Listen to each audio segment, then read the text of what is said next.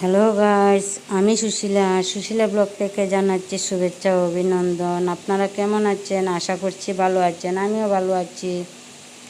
তো আপনাদের সাথে শেয়ার করব আজকে এই পাবদা মাছের এই সিদ্ধ বলি সবসময় সিদ্ধই বলে যাব। পাবদা মাছ আমি শস্য দিয়ে সিদ্ধ করব। তো কীভাবে সিদ্ধ করব চলুন দেখে নিই। আমি প্রথমে মাছগুলো বেছে নিব। দেখুন আমি এইভাবে বেছে নিব। আমি দা দিয়ে কেটে নিব। আমি হাত দিয়ে দেখাচ্ছি আপনাদেরকে, হাত দিয়েও কাটা যায়। পাবদা মাছ কাটা একদম সহজ। এভাবে আমি কেটে ভালো করে ধুয়ে পরিষ্কার করে নিব। পরিষ্কার করে আমি পাবদা মাছটাকে সিদ্ধ করব। এই পাবদা মাছ দিয়েই আমি দুটো রান্না করব। একটা করব সিদ্ধ আর একটা করব বেগুন আলু দিয়ে ঝোল, পাতলা ঝোল করব। তা মাছটা একদম টাটকা লোকেল আছে, খুবই ভালো লাগবে এইভাবে রান্নাটা করলে। তো আপনারাও এইভাবে একবার রান্না করে খেয়ে দেখবেন। অবশ্যই আমার ভিডিওটা দেখবেন, স্কিপ করবেন না। স্কিপ করলে বুঝতে পারবেন না। দেখুন আমি মাছগুলো কেটে আমি ধুয়ে পরিষ্কার করে নিলাম। আর পাবদা মাছ দিয়ে পাতলা ঝোল করব বেগুন আলু দিয়ে। বেগুনও আমি এইভাবে কেটে নিলাম লম্বা লম্বা করে। আলুগুলো এইভাবে আমি লম্বা লম্বা করে কেটে নিচ্ছি। আর এদিকে আলু ভাজি হবে, এদিকে ডাল হবে। তো পাবদা মাছ সিদ্ধ করার জন্য দেখুন একটা আমি পেঁয়াজ নিয়ে নিলাম, পেঁয়াজ কেটে নিলাম। অল্প রসুন, একটা গোটা রসুন নিয়ে নিলাম, মানে একটা ছোটো সাইজের একটা রসুন নিয়ে নিলাম। আর নিয়ে নিলাম আদা। আর দিয়ে দিব কিছুটা রাঁধুনি। পাবদা মাছের একটা গন্ধ আছে, তাই আমি রাঁধুনি দিয়ে দিব সিদ্ধর জন্য। খুবই ভালো লাগবে, এইভাবে আপনারাও একবার খেয়ে দেখবেন, খুবই ভালো লাগবে। রেসিপিটা দেখে নেন, খুব মজাদার রেসিপি।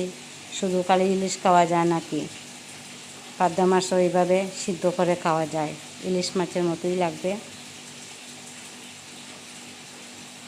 তো দেখুন রেডি করে নিচ্ছি। আমি আজকে শিলে বাটবো না, আমি পেস্ট করে নেব। আর দেখুন আমি এই পাবদা মাছটা নিয়ে নিচ্ছি, হাফ নিয়ে নিচ্ছি।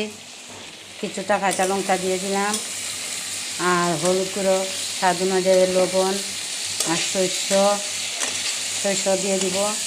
আদা রসুন বাটা, পেঁয়াজ বাটা দিয়ে দিব।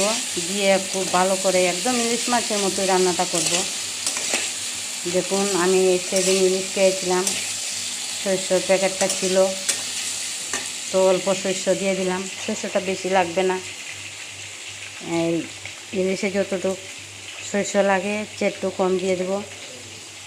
তো কম দিয়ে সরষে, হলুদ, এদিকে আদা রসুন বাটা, পেঁয়াজ, সাথে পেঁয়াজ বাটাও আছে, আমি বলছি না তো বলে দিচ্ছি। এগুলা দিয়ে সরষের তেল দিয়ে খুব ভালো করে মেখে নেব। আর এদিকে দেখুন কড়াইতে আমি মাছটা ভেজে নিচ্ছি, আর বেগুন আলুটাও ভেজে নিচ্ছি। আর এদিকে সিদ্ধ করার জন্য আমি কড়াইটা বসিয়ে আমি জল দিয়ে দিচ্ছি, জলটা গরম করে নিচ্ছি।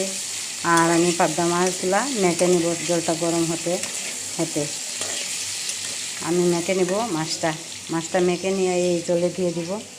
দেখুন বেশি জল লাগবে না, জলটা প্রায় গরম হয়ে গেছে। তো দিয়ে দিলাম আমি আদা রসুন পেঁয়াজ বাটা দিয়ে আমি সরষের তেল দিয়ে খুব ভালো করে মেখে নেব। তো এই বাটিটা ধুয়ে আমি দিচ্ছি, কেননা পেঁয়াজের ঝোলটা ফেলে দিয়ে কি হবে। তো ধুয়ে আমি দিয়ে দিলাম।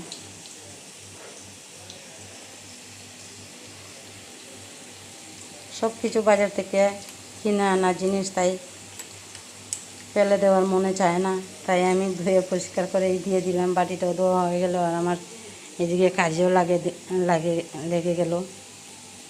তো দিয়ে দিলাম সরষের তেল দিয়ে আমি খুব ভালো করে মেখে নিচ্ছি পাবদা মাছটা।